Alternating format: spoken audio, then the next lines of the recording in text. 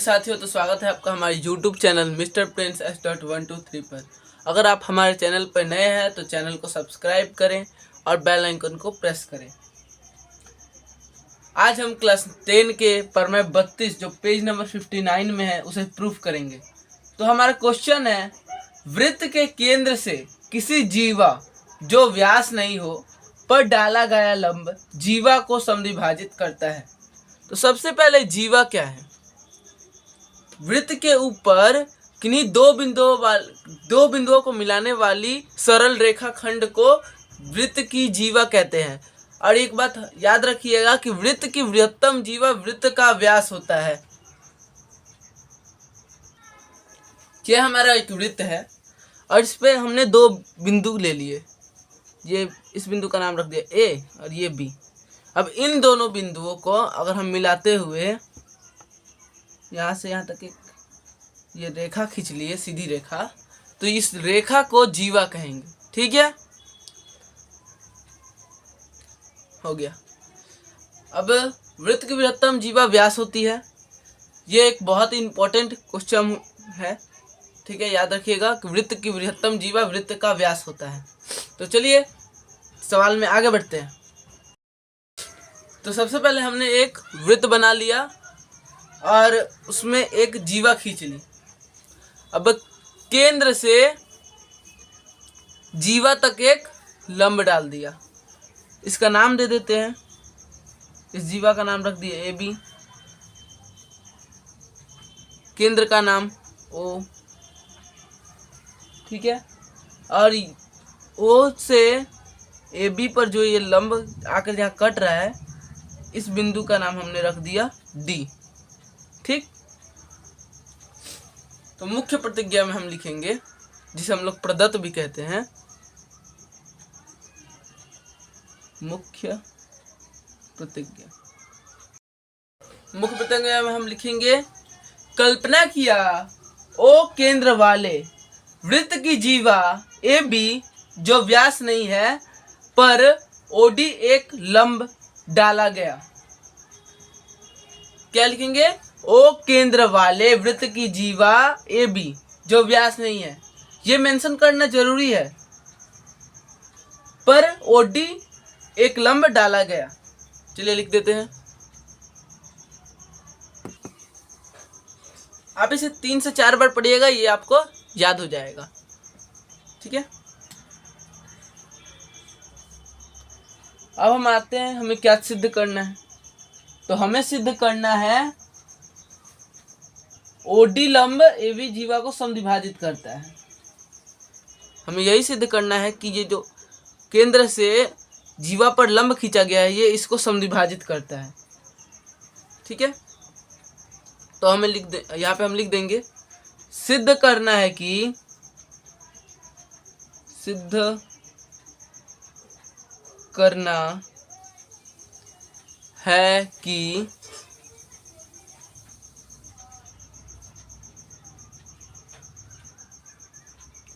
OD लंब, यहाँ पे लंब लिख दीजिए, ओडी लंब ए बी जीवा को समद्विभाजित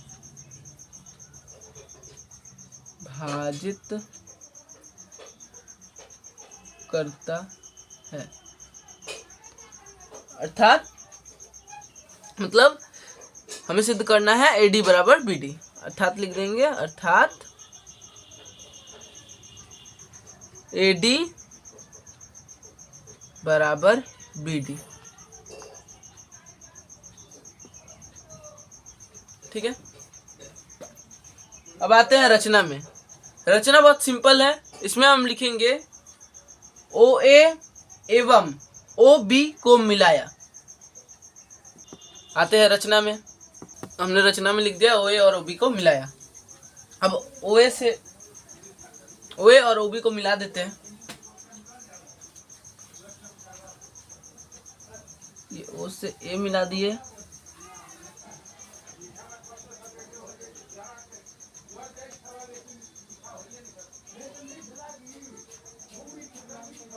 और यहाँ से हमें OB को मिला देना है।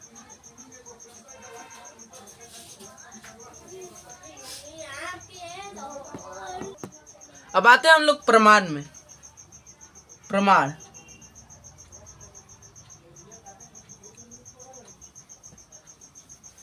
प्रमाण में हम लिखेंगे OD लंब AB, या इसके बदले हम लिख सकते हैं OD जीवा AB पर लंब है।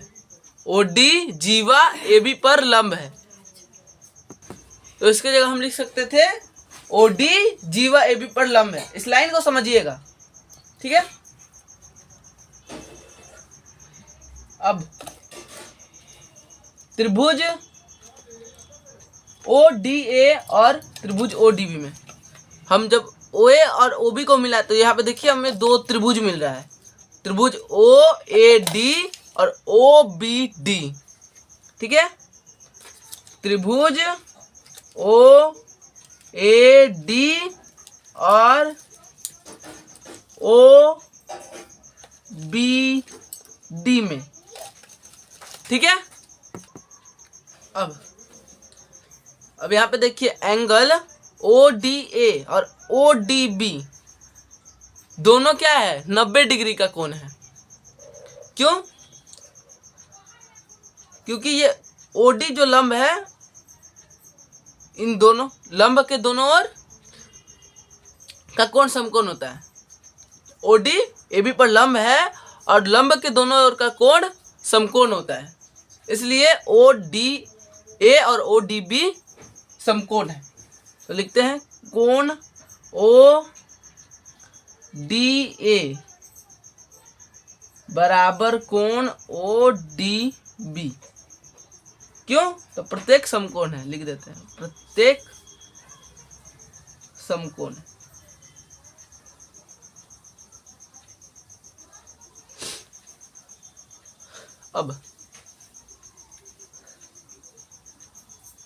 अब देखिए दोनों में OA और OB बराबर होगा।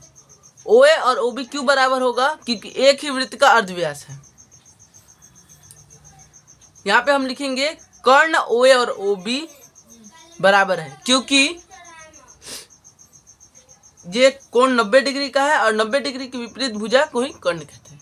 तो यहाँ पे हमें कर्ण लिखना होगा। कर्ण OA और कर्ण OB बराबर है।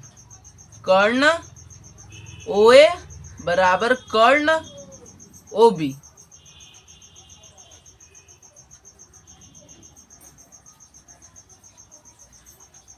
क्या लिखेंगे? एक ही वृत्त के अर्धव्यास है। वृत्त के अर्धव्यास है। ओके, आपको पता चल जाएगा मैंने यहाँ पे कर्ण OA और कर्ण OB क्यों लिखा है। अब यहाँ पे हम देखते हैं OD दोनों में उभयनिष्ठ, मतलब दोनों त्रिभुजों में है, तो हम लिख सकते हैं OD बराबर OD। क्यों? तो उभयनिष्ठ भुजा है, उभयनिष्ठ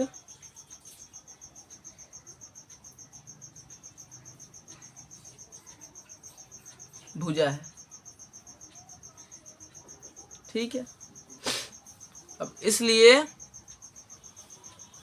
यहाँ पे सर्वांग समता की शर्त RHS राइट हाइपोटेनस साइड, मतलब जब समकोण त्रिभुज का एक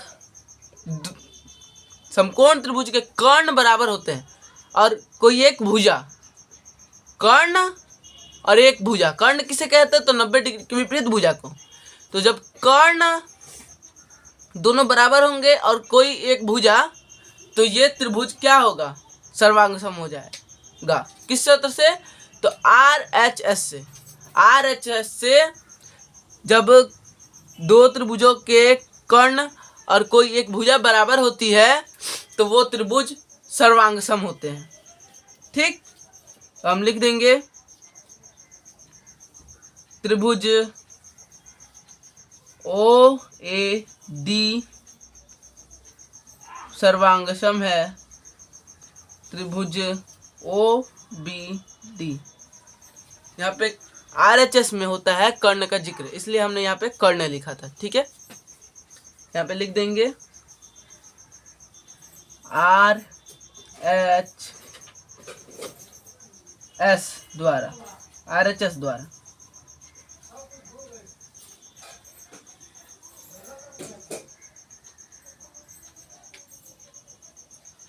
इसलिए AD बराबर BD प्रमाणित।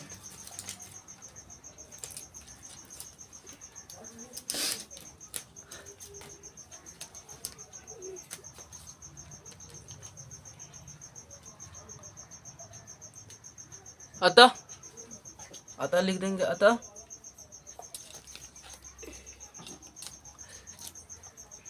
केंद्र से वृत्त की जीवा पर डाला गया लंब जीवा को समद्विभाजित करता है। अतः लिखेंगे वृत्त के केंद्र से,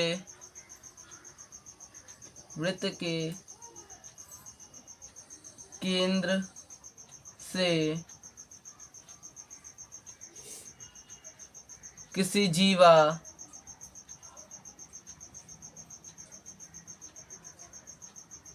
जो व्यास नहीं है, ये मेंशन करना मैं इस बार भूल गया था थोड़ा पहले लाइन में,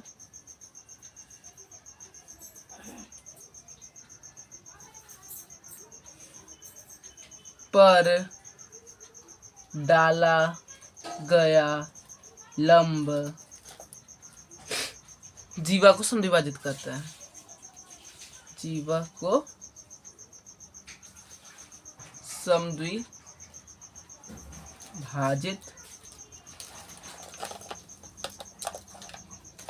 करता है।